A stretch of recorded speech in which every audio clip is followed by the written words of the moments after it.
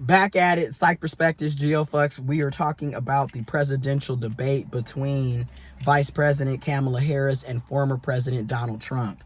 Part 2. I'm breaking it up because I don't want super long videos. Part 2. When we're talking about the student loans, okay?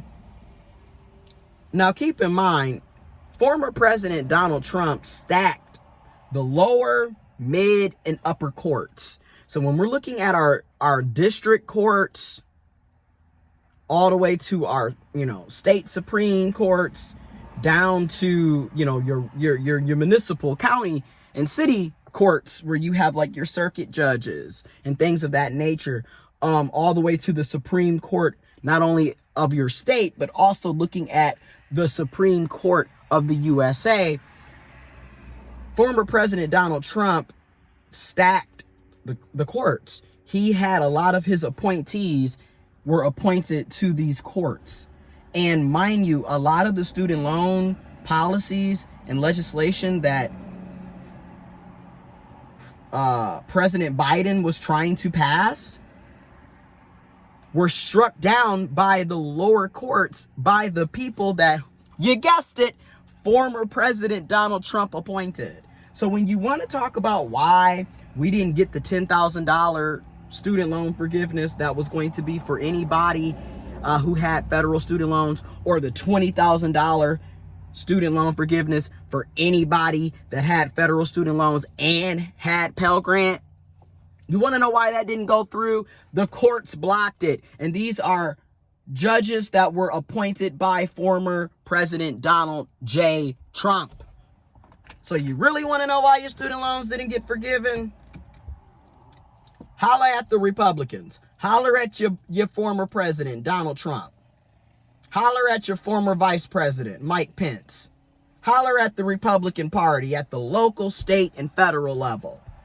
And what's out code is, under President Donald J. Trump, remember, he forgave the PP loans, the paycheck, the paycheck protection loans that was supposed to go to the business owners to help avoid layoffs and firing and letting go workers during the COVID pandemic. Arguably, we're still in the COVID pandemic, but of course, people continue to downplay stuff. But at the height, if you will, at the beginning of the pandemic, that was the plan. And then they ended up forgiving a lot of the PPO loans, even though roughly over 80% of the people who received the paycheck protection loans didn't even use them to keep the employees. They pocketed that money for other things. A lot of people still lost their jobs, still got laid off, still got let go, despite the fact that their employer received the PPO loans. And these were millionaires and billionaires. People like Kanye West, who, a billionaire, was receiving PPO loans and had them forgiven. You had people who had millions of dollars of PPO loans forgiven. But then the person who went to college, and I'm going to use myself as an example. I went to college. I followed the rules. I did what I was told to do. I had a full ride. I was able to get my 2 associate's degrees for free. I had partial scholarships for the remaining of my bachelor's. I had partial scholarships for my master's degree. I paid out of pocket, and I still ended up with $46,000 worth of student loan debt. I have a job. I work full time. I've been paying on my student loan since May of 2014, and I still owe $46,000. Interest eats us up.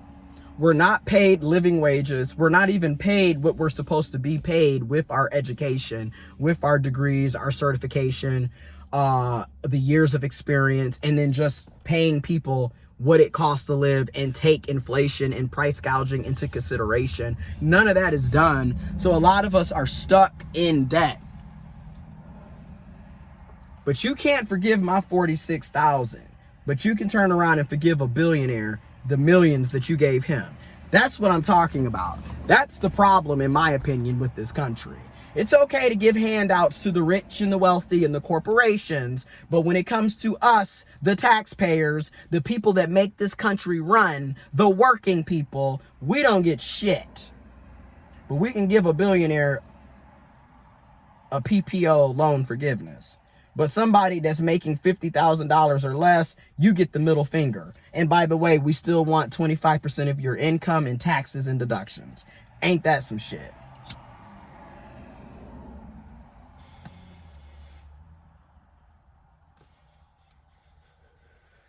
Ain't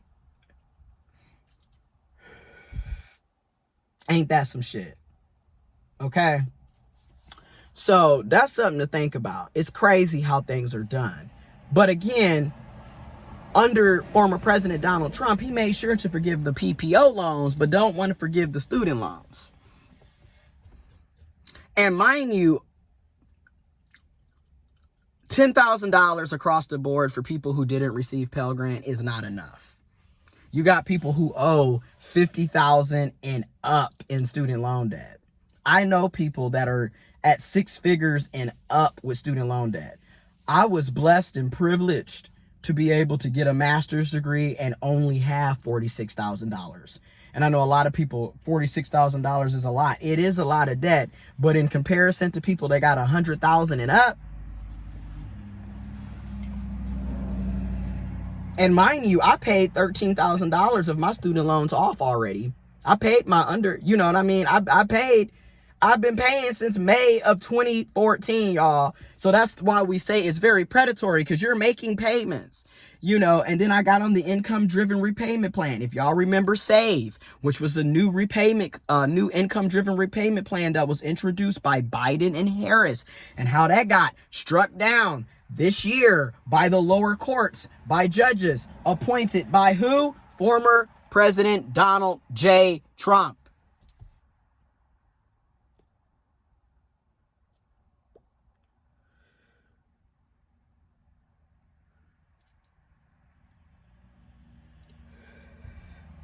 So this is why, now, where I don't agree, there were 2 pieces in this that I do not agree with Vice President Kamala Harris on.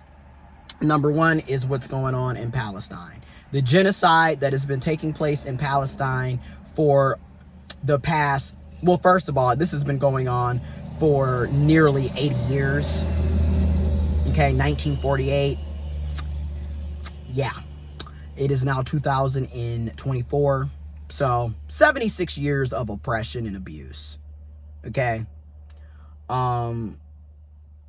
77 years of oppression and abuse to the Palestinian people in Palestine. But since October 7th of 2023, it has been an ongoing genocide, just ramped all the way up by Israel, in my opinion. I say my opinion because, you know, you have people telling you that Israel is the victim. And, you know, so I'm going to have my information and my facts will be in the description box below. I always strongly encourage you to look up information, research things on your own, critical think on your own, but I will always provide mine in the description box below. I used to do it much better than how I did. I'm getting back to it though.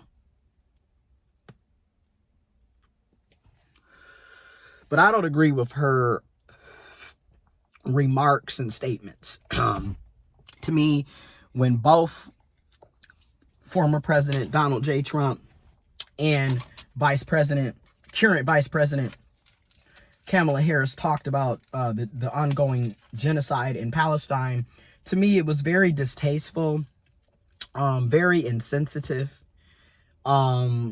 You know, oh, they have the right to defend themselves. First of all, you have stolen land. You have colonized land. You've stolen it.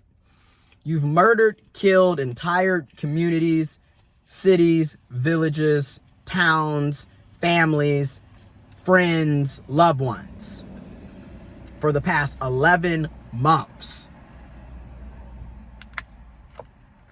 If you're going after a quote-unquote terrorist group, Hamas, then go after Hamas. Why are you going after the entire country of Palestine, the entire ethnicity of Palestinians. Why? If you know what I'm saying? If you're going after the terrorist group, go after the terrorist group. But that's not what you're doing. You're using October 7th to justify murdering and killing people. That's what you're doing.